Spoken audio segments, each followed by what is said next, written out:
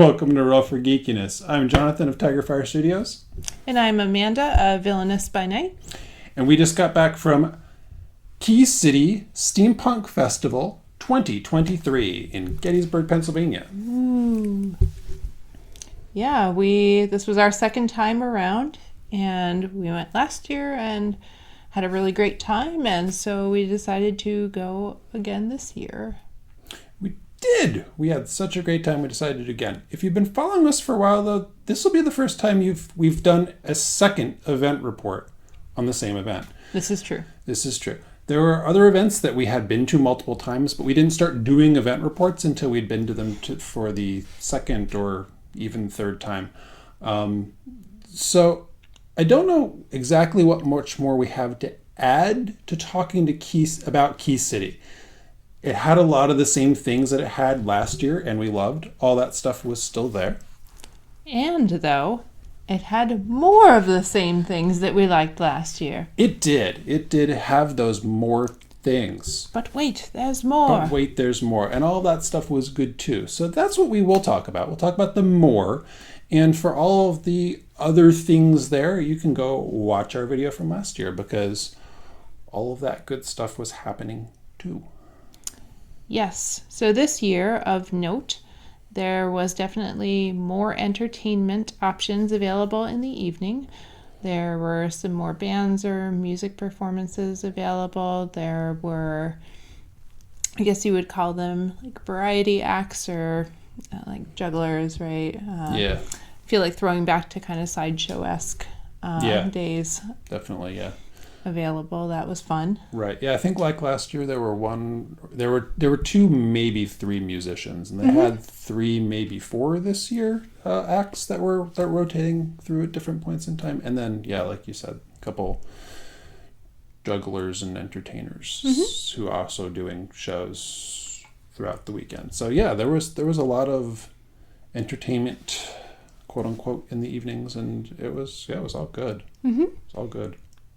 Yeah. In addition to that, there seemed to be a little bit more going on in the way of a steampunk Olympiad arena. Right. Yeah. Last year they had just done a Pinewood Derby sort of thing, but they expanded on that this year to make it a air, land, and sea race. Mm-hmm. And they tried to spread that out across the weekend, which I don't know if that worked really well because I think we even missed the first one, even though we were there pretty early on Friday. Because of checking into our hotel room. But yeah, it was cool that they had kind of expanded on that idea and that there was more going on. They still had the teapot racing, which was cool. I think last year there had been 2 teapot racing events though, and there was only the one this year. So. But in general, I think there were just more of those types of events happening. So I think there was less need to try to replicate or duplicate anything when there was so much going on. Yeah, and there was a whole different type of race going on this year too. I don't remember last year seeing people bring some like actual vehicles that you like rode in kind of thing. There were a couple of them. There were 2 or 3 this year. And they were doing a race in the parking lot at one point. So that was cool. And they had a workshop at towards the end of the event too, where they were talking about like the process of building those things. And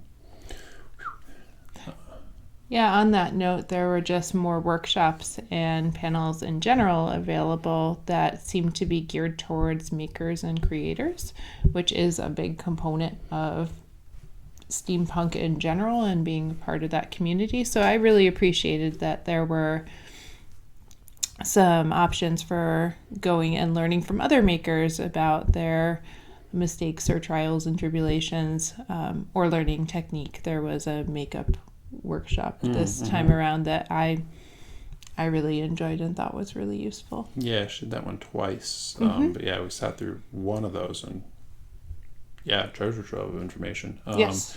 I think like any event, the classes that you offer are based on the people that are willing to volunteer to teach those.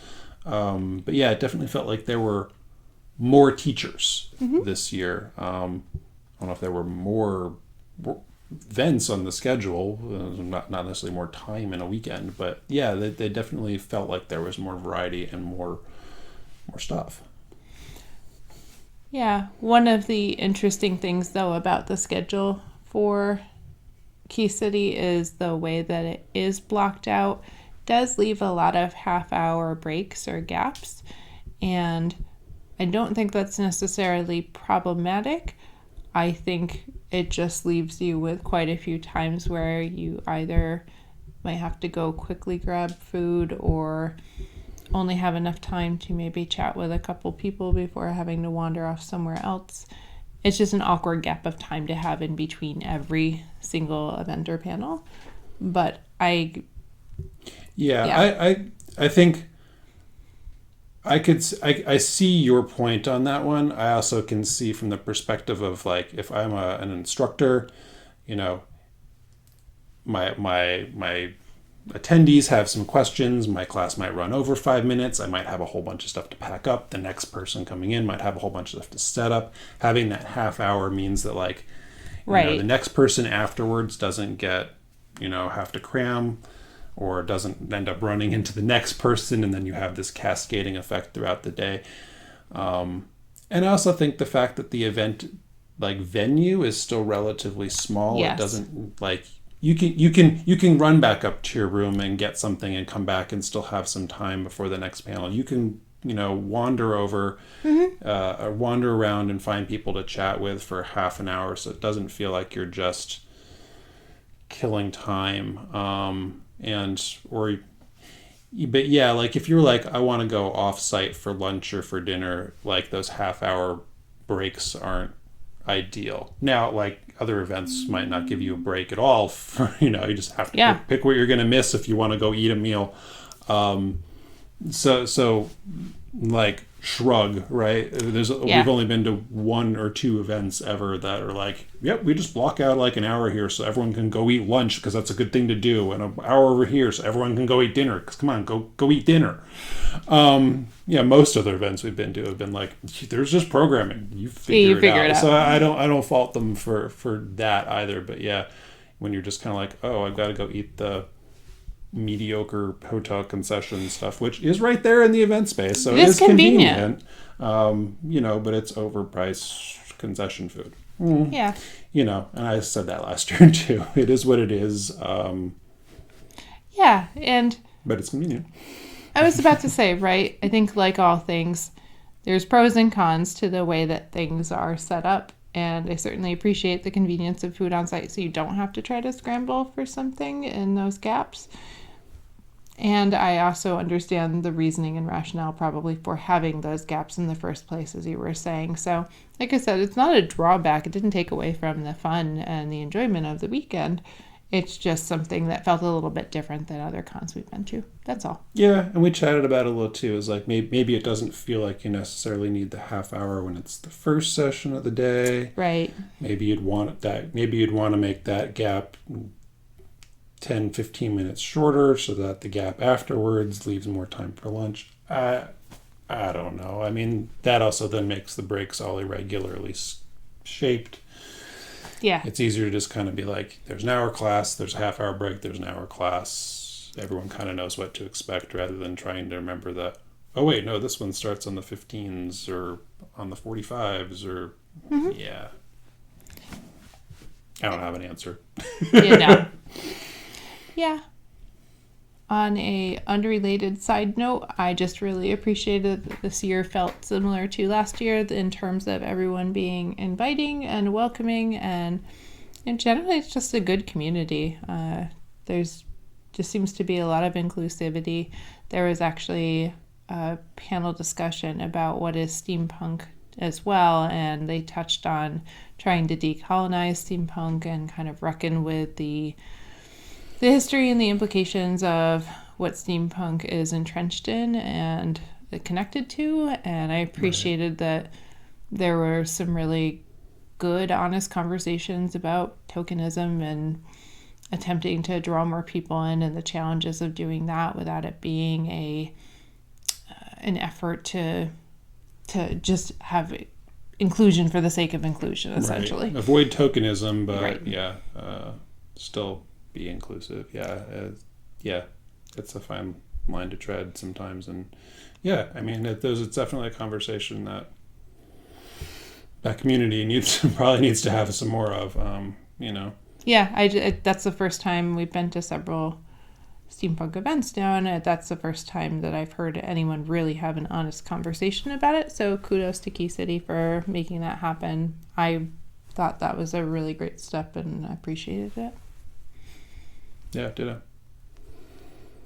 Anything else about Key City? No, I think overall still a great event. I look forward to going again next year. Yeah. Probably. Highly likely. I think that's our plan. That is the plan. I think we might have even promised a few people we would be there next year, so. No pressure. No pressure. So I give it 7 out of 7 dirigibles. Wow. With dirigibles. Steampunk. I know. I'm just... Dirigibles. It's not the easiest word to wrap your mouth around. Fun word. I like It is. dirigibles. It is. I'm going to go with a much more cliched, but still valid 5 corsets out of 5.